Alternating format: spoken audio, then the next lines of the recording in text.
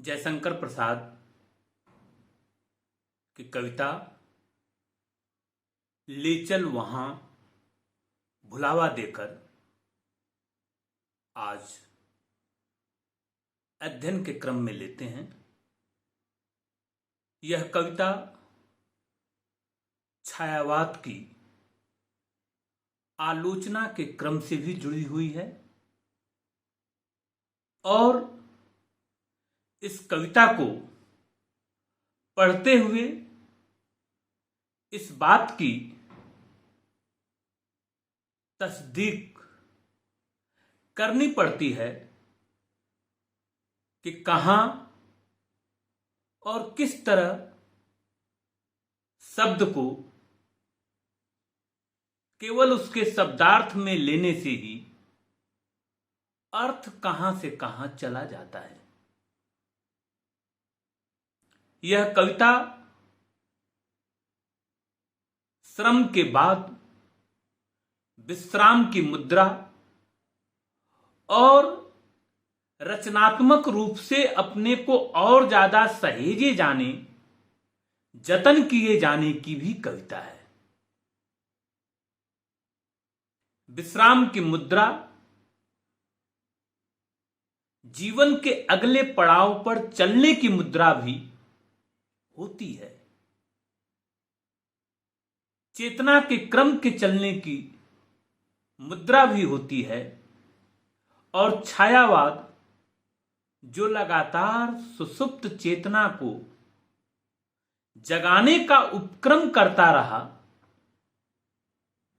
उस साक्षात्कार की भी ये कविता है। पहले एक बार कविता का पाठ करते हैं। ले चल वहां भुलावा देकर मेरे नाविक धीरे धीरे,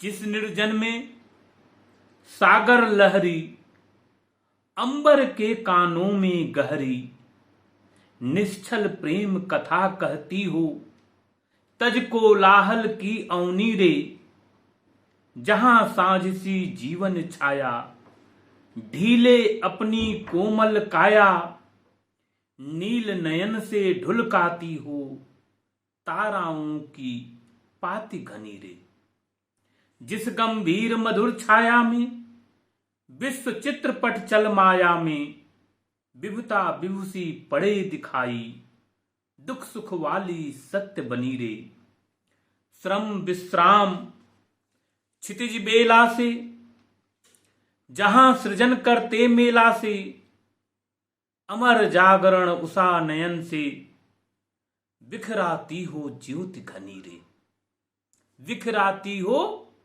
ज्योति घनी रे, अमर जागरण उषा नयन से। एक ऐसा जागरण, एक ऐसी दुनिया में हमें ले चलो जहां से अमर जागरण का गान होता हो, उषा नयन से सुबह सुबह की खुली आंख से।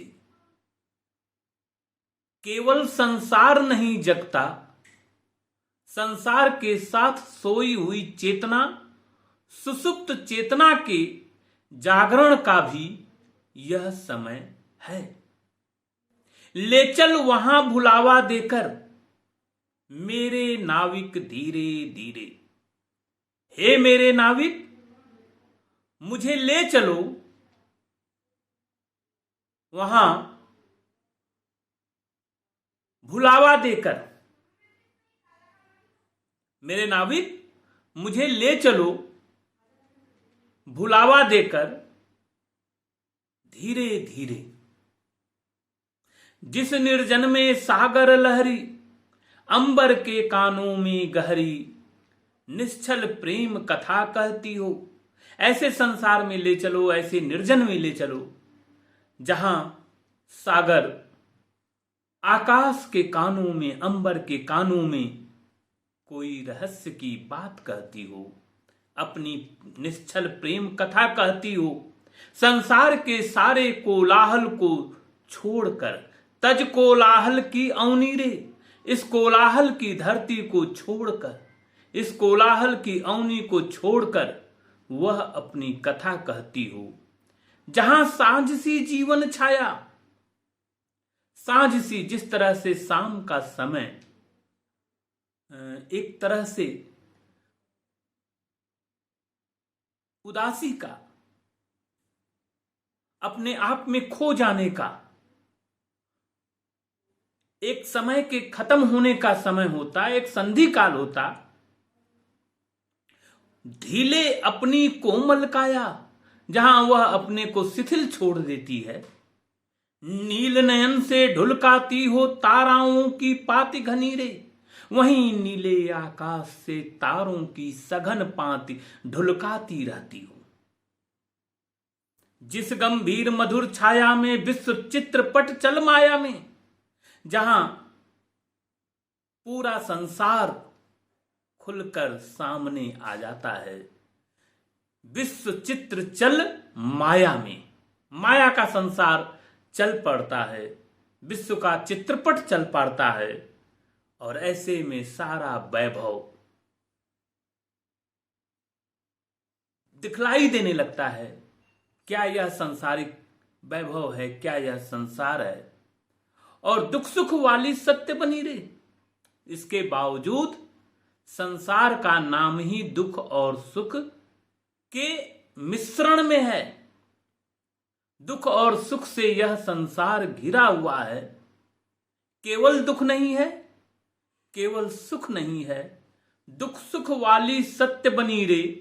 श्रम विश्राम क्षितिज बेला से श्रम और विश्राम का यह क्रम चलता रहता है। पथिक चलते चलते थक जाता है, फिर विश्राम की मुद्रा में आता है और विश्राम की मुद्रा के बाद फिर चल पड़ता है। यह संसार अनवरत रूप से धारा की तरह, प्रवाह की तरह लगातार चलता रहता है। और जब जब पथिक थक जाता है, विश्राम करता है और फिर चल पड़ता है। जहां सृजन करते मेला से अमर जागरण उषा नयन से विखराती हो ज्योति घनीरे, वहां पर जहां श्रम करते जीवन संसार का मेला चलता है, वहां से ज्योति की किरणें विखराती रहती थी सृजन वेला में। मेरे नाविक, मेरे खेवनहार, मुझे इस कोलाहल से, इस शोरगुल से, इस दुनियावी झंझटों से ले चलो। वहां उस दुनिया में ले चलो जहां कोई न हो, निर्जन हो। उस तट पर ले चलो। थोड़ी देर के लिए इस शोर से मुक्ति चाहिए, ऐसी दुनिया में ले चलो जहां सागर लहरी अपनी कथा कहती हो, जहां प्रेम का साम्राज्य हो और जहां इस सांसारिकता से मुक्ति मिले। संसार की चित्रकथा माया में चलती दिखे, यह दुख सुख संसार और सत्य की अनुभूति कराता चले। श्रम विश्राम क्षितिज बेला से जहां सृजन करते हो मेला से, वहीं पर ले चलो जहां से अमर जागरण होता है।